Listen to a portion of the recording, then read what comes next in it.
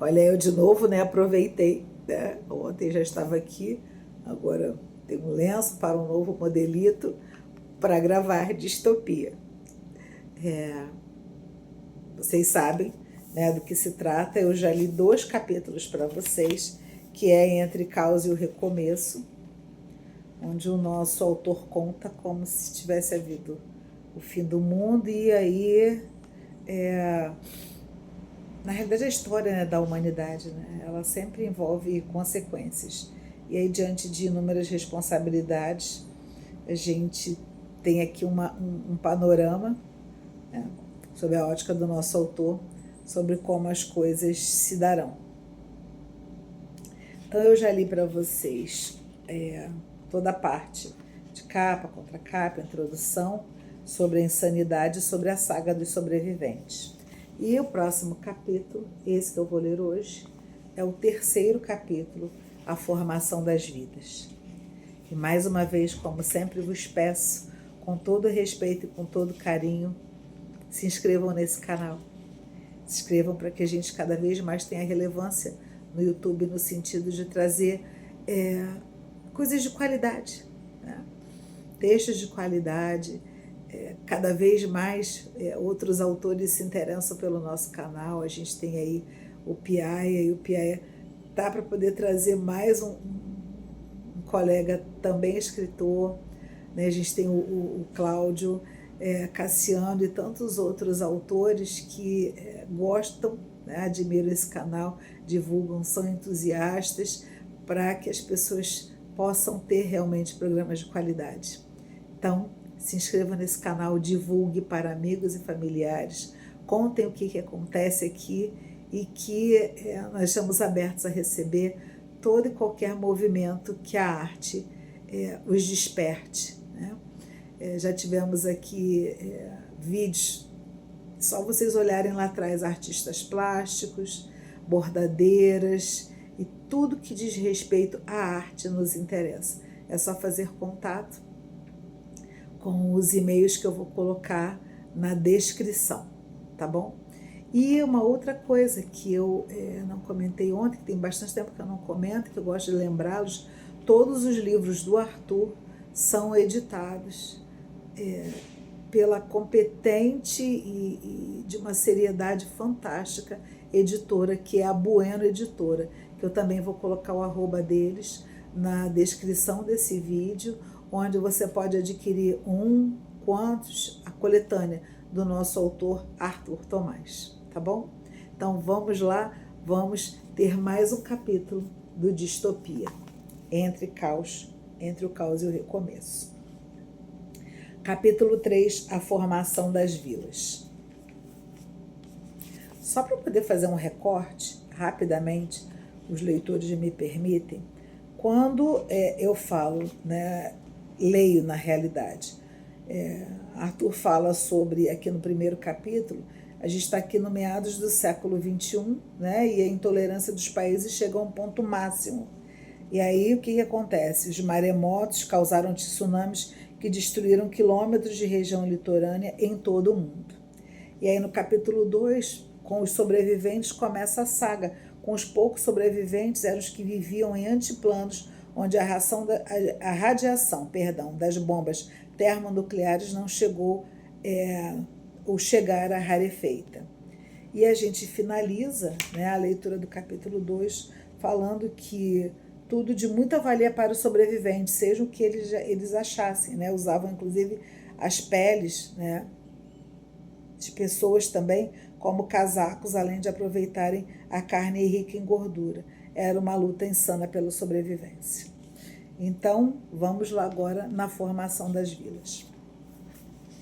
E é claro, os capítulos anteriores estão, né, aqui no nosso canal, só você voltar aqui mas acho que umas 3 semanas ou 4, vocês verão a insanidade, depois os sobreviventes e hoje com a formação das vilas. Começando. Houve então a formação de vilas. Os sobreviventes estavam preocupados em ter alimento e água potável. Era somente o que podiam pensar naqueles momentos aflitivos. Não havia remédios Logo viviam em busca de ervas e plantas medicinais. O índice de mortalidade era altíssimo, o que os levou a imaginar planos para tentarem encontrar povos que possivelmente estivessem em estágios de desenvolvimento mais avançado do que eles. Esse era também o pensamento de todos os outros povos.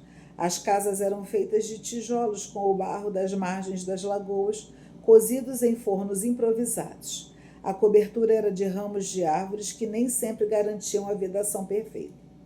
O sistema de esgoto era o de fossas, que exigiam uma retirada periódica dos excrementos. As refeições eram comunitárias, utilizando fogão e forno a lenha. O fogão também servia para ferver as águas de procedência duvidosa. No calor, usavam as roupas que já possuíam, as que encontravam nas incursões e as improvisadas com roupas de cama achadas nos porões de casas destruídas. Na época de frio, usavam peles de animais que matavam e escalpelavam.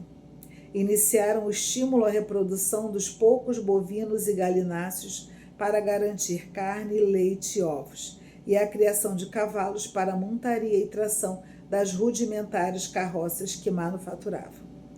O povo das vilas reunia-se à beira de uma fogueira para aquecer-se e afastar possíveis animais selvagens. Os mais velhos sobreviventes narravam como era a modernidade antes do caos atômico. Descreviam aos extasiados jovens as maravilhas que eram os carros, aviões, navios, trens, computadores, celulares, internet, etc. Passavam horas respondendo às perguntas deles. Esses relatos despertaram nos mais jovens a percepção de que, se continuassem a manter esse isolamento, todos iriam morrer sem o progresso, que além de tudo traria remédios, vacinas, etc. Vidas estagnadas, sem perspectivas, ocupados somente em sobreviver. Essa iniciativa demandou muito tempo, pois os meios de transporte eram muito precários, reduzindo-se a cavalos, carros de boi ou carroças. O medo do desconhecido e a incerteza do que poderiam encontrar também ajudaram na demora em partir. O sentimento graçava em todos os povos sobreviventes na ânsia natural de buscar condições dignas. Então, como vocês sabem,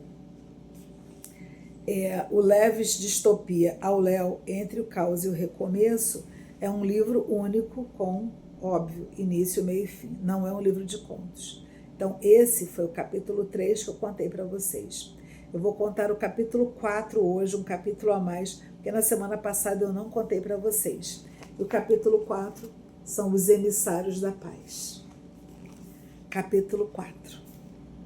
Alguns anos depois, um grupo de jovens de uma vila na Ásia reuniu-se após muitos debates, resolveu expor aos mais velhos a decisão de abandonar essa letargia e tentar uma incursão pelos continentes em busca de novas civilizações, para, quem sabe, juntas poderem realizar algo que trouxesse o progresso com a finalidade de poderem ter uma vida melhor, com a esperança de um mundo unido. Pela descrição dos mais antigos, eles teriam chance de encontrar outros povos que, porventura, houvessem sobrevivido no continente asiático, europeu ou no mundo afora.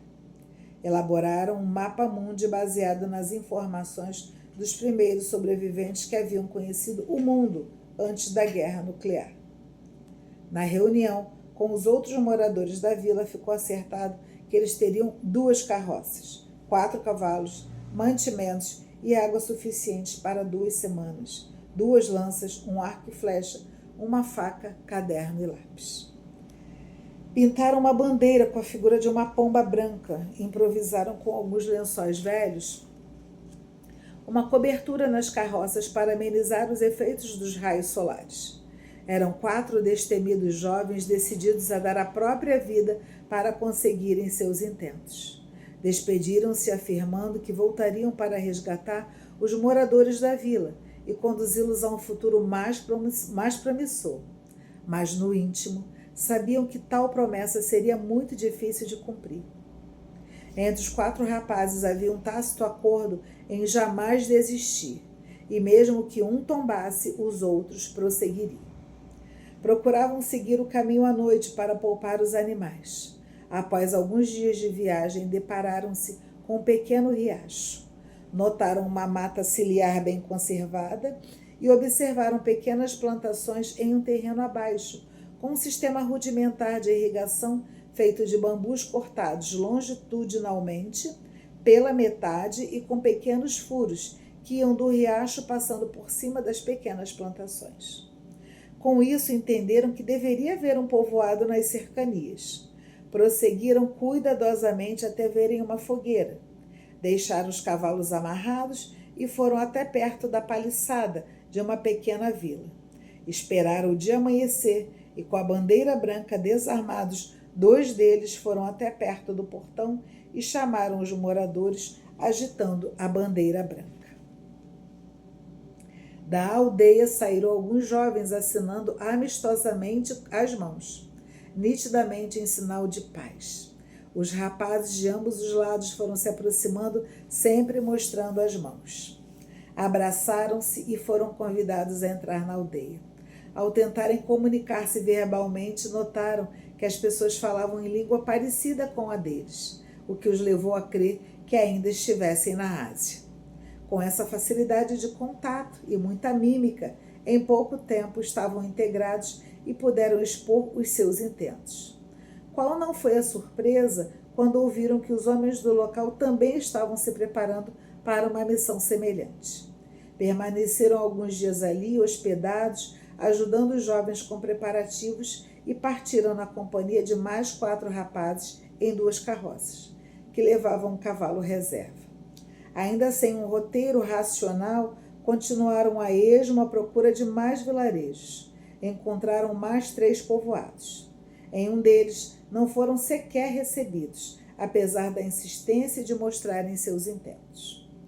Nos outros 2, conseguiram adeptos ao projeto, o que os deixou mais otimistas. Ao partirem da última vila, um dos jovens disse que, em suas cavalgadas, havia encontrado os escombros do que teria sido uma cidade de médio porte, mas que ele teve receio de entrar lá sozinho.